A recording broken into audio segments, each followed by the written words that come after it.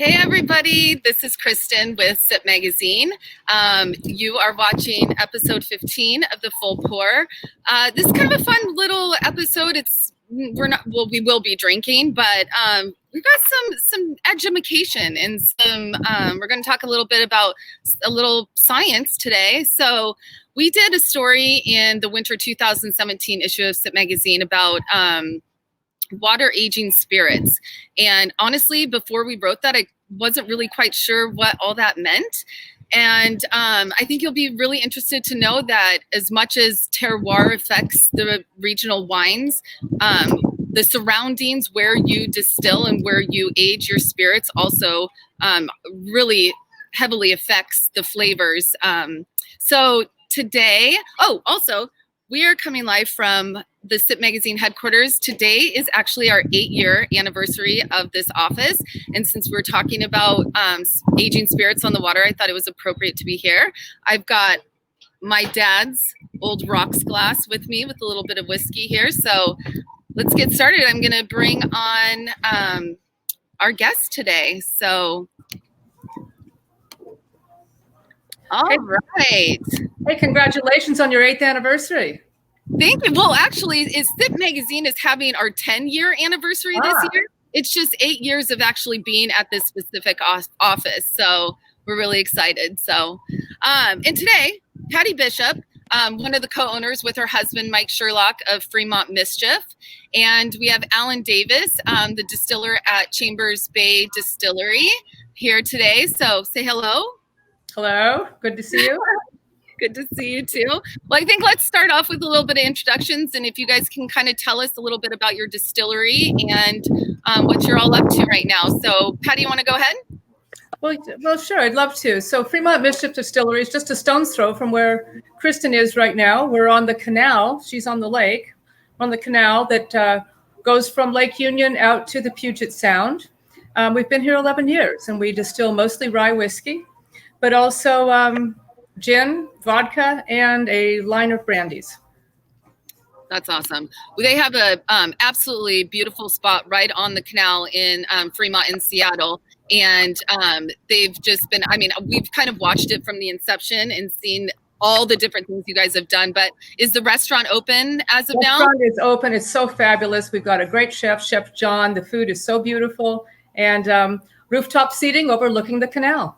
That's awesome. Plenty of outdoor room for spacing too. I think people feel comfortable here because you can sit out, and plenty of room for 6 feet and more between tables. Fantastic. Awesome. Well, and Alan, why don't you give us a little bit about Chambers Bay? Are you there? I think there's a little connection issue. Can you hear me? I might be a little delayed here. Yep, we're good.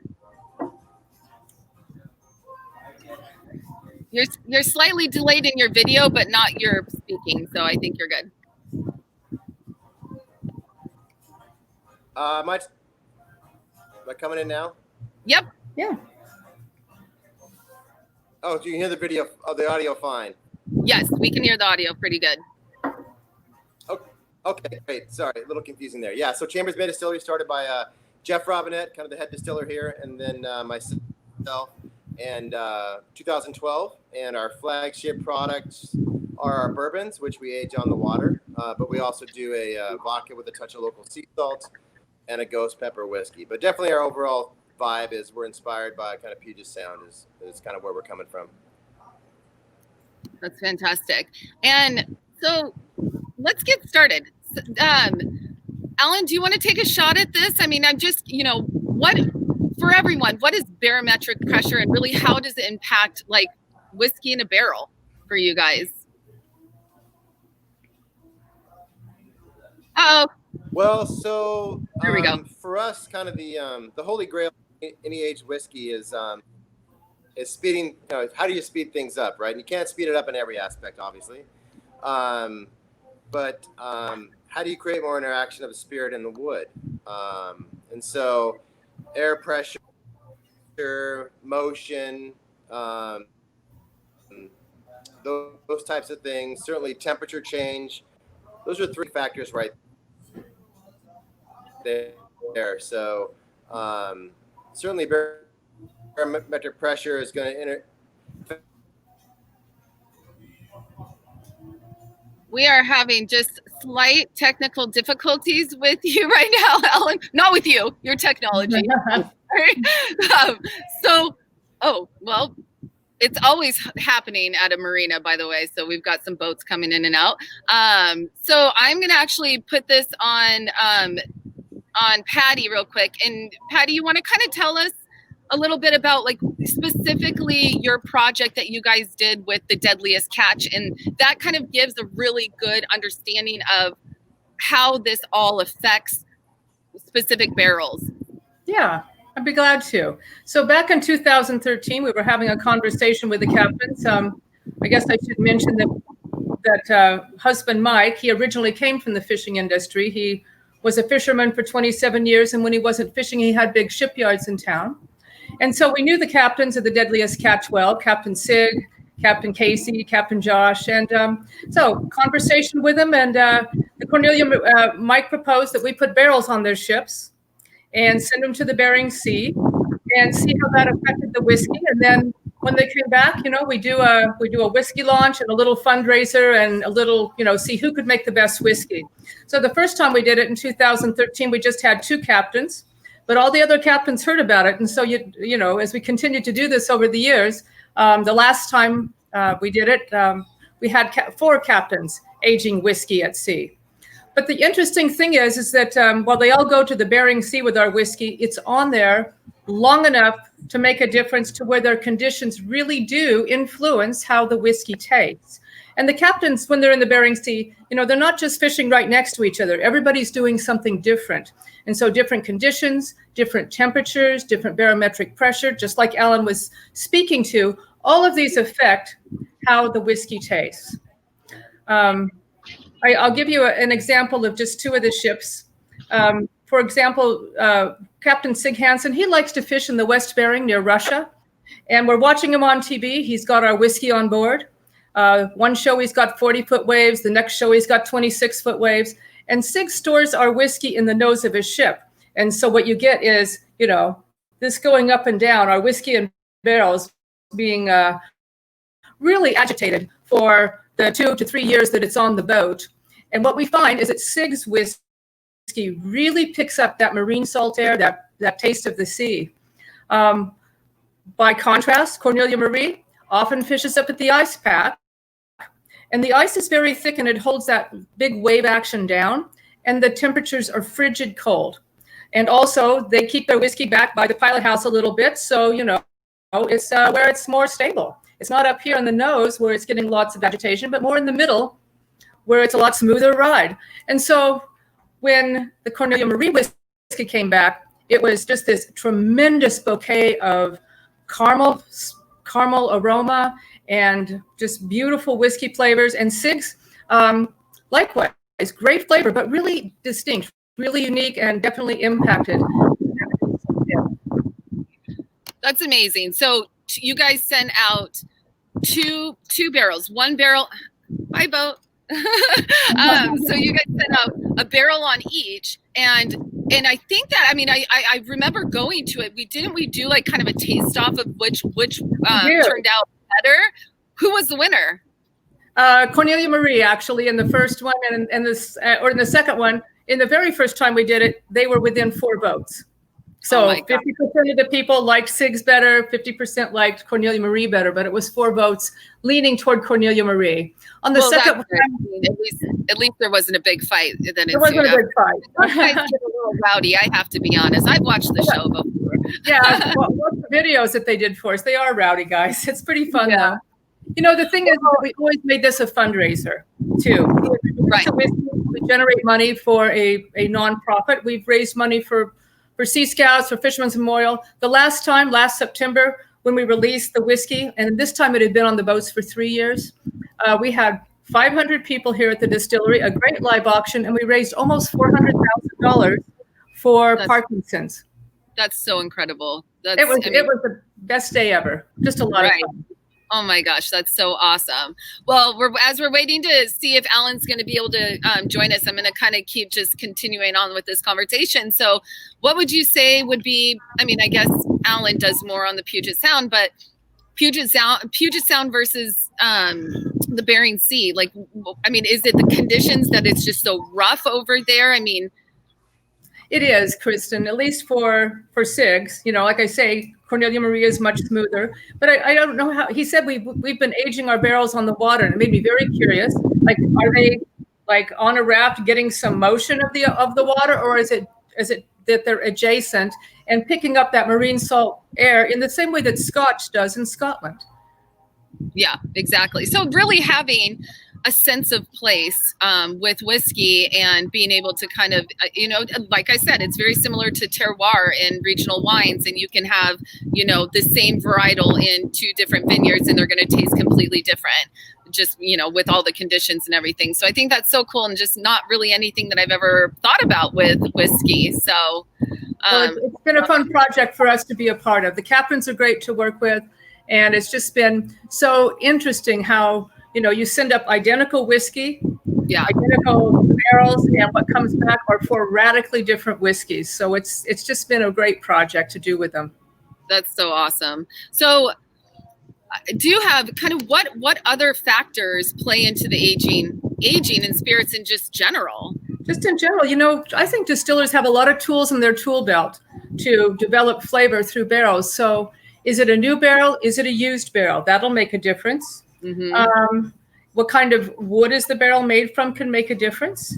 Well, let me ask you too, because I think that I was reading also that, like, I think Rogue Spirits is said that they would never use new oak in those barrels because it's just, you know, you get too much of the oak. You get so many tannins, so much oakiness, so much tannins, and that's true. So when we're trying to create whiskey, like our John Jacob, he's back. Hello. He's back. When we're trying to create a whiskey that's it might be young, but we still want it to be very smooth and approachable, we're going to age for a while in a new barrel just to develop flavor quickly, but then move it to a used barrel so that it backs off on those tannins and just becomes a lot more tasteable, I guess, easygoing and smooth than you'd expect a 2-year-old whiskey to be. Well, now that Alan's back, I would love to tell you a little bit, because I'm your distillery's in University Place, right? Is that where it's out of? And then and it's actually, you house the barrels in a boathouse. Oh, yeah. Cool. So we kind of we took an existing kind of a covered boat slip, floored it, walled it, put some, as you can imagine, houseboat floats below to support the weight, which is a lot of weight, and created a floating boathouse. So think houseboat, but a warehouse. So it's out there moving with the tide and the waves, barrels on their side. And so all that motion, the barrel is just, you know, for lack of a better term, sloshing around in the barrel, interacting with the wood far more than it would in just a static environment like in Kentucky. And then beyond that, we get a ton of temperature change in there. Really hot in the summer, really cold in the winter. And so we're benefiting from the temperature change as well. And then it's got also exposure where the sea breeze is blowing through there. And so that's our whole thing. The more exposure to the elements, whether it's motion, heat, or sea breeze, the better. It's just going to add that, you know, terroir to your whiskey, and in some cases help speed some of the elements of aging up and just enhance the flavor of the whiskey. So when you get a much more mature tasting whiskey in a shorter amount of time is awesome. As I mentioned before I broke the Holy Grail. Yeah. So going back, you know, when you say that it shortens the aging process of whiskey, what are we talking about? Like, how much shorter does it, or well, so is it? There's a lot of elements to aging, right? But a few of them, obviously, one is taking on the flavor of the wood is a big one, right? So that's, if you talk to distillers in Kentucky, master distillers, they'll tell you on average about 2/3 of the flavor of any bourbon, which is our whiskey's bourbon, comes from the barrel. 2/3 of that flavor comes from. So the barrel is a huge deal. So anything you can do to increase that interaction of the whiskey and the barrel, which we use motion, right? The motion of the ocean is going to help enhance that part of the aging process. But there are other things going on as well. The whiskey's getting oxygenated. And then the final step of the really old whiskeys of any kind is kind of that flavor concentration, right? So that's the evaporation year after year. You're concentrating those flavors down into more viscous, more flavorful whiskey, right? And so, don't they call those angel tears? What was that? Don't they call them angel tears or something? The evaporation of the whiskey barrels. Evaporation every year. Kentucky's about 2% of the barrel every year. Ours is slightly higher, but yeah, it's the angel share, right? The evaporation. That's it. Which on the one hand, you think, oh, we have less whiskey. It's a bad thing. But on the other hand, like I said, as you age longer, you're concentrating the flavors. So what you left with is a better whiskey. So it's, that's the good and the bad of it, right? You have less whiskey, but what you have left is a better, more viscous, more flavorful whiskey. That's great. And does this unique method help define a specific Northwest style, do you guys think? And Patty, if you want to start that. I don't know that it defines the Northwest style, only because there aren't many of us doing it. Right. However, yes, in that sense, where else? Bering Sea, Puget Sound, is it going to taste like that? Because remember, if it's different conditions, the whiskey's going to taste different. I think much of if we're defining a Northwest flavor, I think we really have to thank the great grains that are grown in this region and the great soils. We have topsoil 30 feet deep and some varieties that grow only where it's wet. And I think those are part of what defines a Northwest style. And then I want to thank our friends at Skagit Valley Malting, simply because change your barley malt, change your flavor. Mm-hmm. And, we've been able to get from our farmer, Tom Hunton down in Oregon, some rare barleys that we work with, and then from Skagit Valley Malting, some custom malts. And those two have been really helped us define Northwest flavors. My example is, how in making Scotch, they use peat smoke to smoke their barley malt. Yep. And so we're using Northwest things to smoke our barley malt. And so we have some maplewood smoked barley malt, and we also have some hazelnut shell smoked barley malt. This is the hazelnut capital of the world. And so it's really nice to be able to use things that are in the Northwest to really create these unique smoked flavored whiskeys. That's great. And I'm out here. It's very hot, by the way. I think it might be 85 degrees outside right now. So how would you guys suggest, and Alan, how would you suggest, he left us, darn it. Well, I know that he's not in the most metropolitan area right now, so I'm sure that the internet is slightly spotty, but how do you enjoy your whiskey, Patty? With ice cube, straight? Yes, and yes. Meaning, yes, I neat with an ice cube, and actually I like a Manhattan because it's a really nice concentrated whiskey flavor.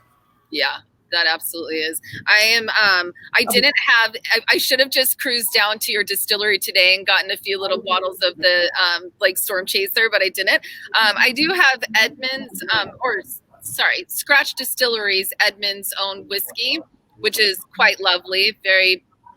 It's kind of refreshing. I do have one ice cube in there just because it is so warm outside. I just could not do it neat, but I like a little ice melt. Actually, it seems to open up the different layers when you have a little bit of ice melt. Alan, are you there? Because now I see a logo, which is kind of cool. Is your voice there? Okay. Well, we'll come back to you. So tell us a little bit about kind of your background, yours and Mike's background. Mike has been, I remember the stories when you guys, I think we actually started around the same time. We did. Launching the distillery in the magazine. And Mike was telling us about back in his day, trading whiskey. I don't know if this is legal to talk about, but I know he was bringing some local or spirits and doing some trading. Tell us a little bit about. Well, that was the start, but really, I think the more, I have to say that I think that what this has become, what Mischief has become for us, is really, it's been such a great You know, we both retired from businesses that we had at the time. He had big shipyards and was fishing all the time. I had a software business. He knew how to build a factory because Mike put the factories in the big factory trawlers. So a 300-foot ship might have 5 factories in it. So he was very expert at building factories. Mike could build our distillery. What was exciting for us is that we didn't know how to distill. And if you've taken any distilling classes, you know this too, that nobody teaches you their trade secrets. So really, it becomes mad scientist stuff and testing things and trying to create something wonderful. And the satisfaction when after you've distilled and you've opened a barrel and it's been some years, and when the whiskey is so good, it just, I can't tell you what a high that is. It's just the best feeling because they'll certainly give you the tools and the, you know, basic methodology behind everything, but they will not tell you specific barrels or, like you said, like you guys use, you know, specific malts and everything. Those are just trade secrets. Those are trade secrets. And frankly, it's just things you kind of learn over time. Are you waving to Alan's back? Hey, Alan, welcome back. Are you there? You have a few, is it difficult with where you guys are located with the Wi-Fi? I think we'll have to say yes for him. It looks like it might be. I think so. We'll go back to this. We'll just look at his face. Alan. So it's never the first thing off your still. Right. And you don't really learn that in class. So it's been a great thing. I think when you're, you know, Mike and I hit 50, we're looking for something new to do. We're not done working. And this has been an exciting adventure. And now we have whiskeys that are like 8 years old, almost 10. And so some of the, you know, it's just been a great journey. That's great. And Alan, are you there now? Apparently today. So it's just, are you in the boathouse right now? It looks like it. Well, we'll have to go back to our connection here. So wait, that's just me. There we go. There we go. We'll just keep Alan there, and when he can pop in, we sure hope he will. Yes. Hey. Oh. Well, we did.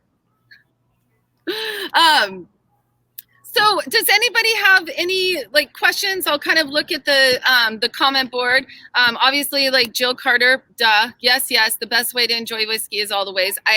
We like we said, we absolutely 100% right, we heartily agree with you.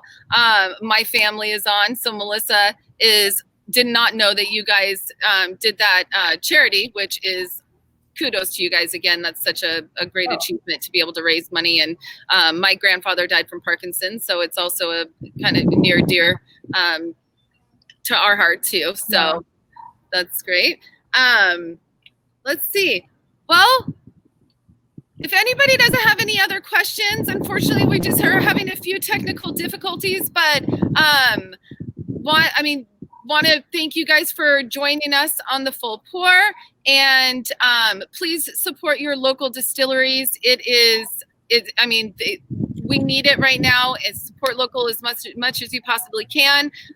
Follow us. We've got a new ebook that's coming out in just a few weeks. It's a big summer cocktail book.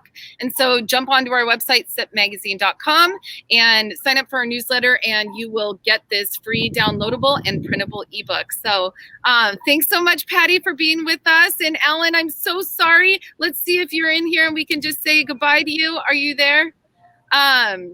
We'll also this will be up on all of our social media and everything, so everyone will have time to take this in. Do you have any parting words for us today? I'm sorry you weren't able to. The Wi-Fi was not working for you. Well, he's drinking. I'd like to invite everyone down to our restaurant and see what Chef John's been cooking, because it's fabulous food with a great canal. And it's very vegan friendly, which I understand, right? It is vegan friendly, yes. That's fantastic. Cool. Well, we are signing off. Thank you, Patty. Sorry. Thanks so much. Night. And thank you guys all for joining us. And join us next week for, I believe that we are doing kind of a battle of the seltzers, all the seltzers. So join us. All right, we'll see you later. Have a great night. Bye-bye.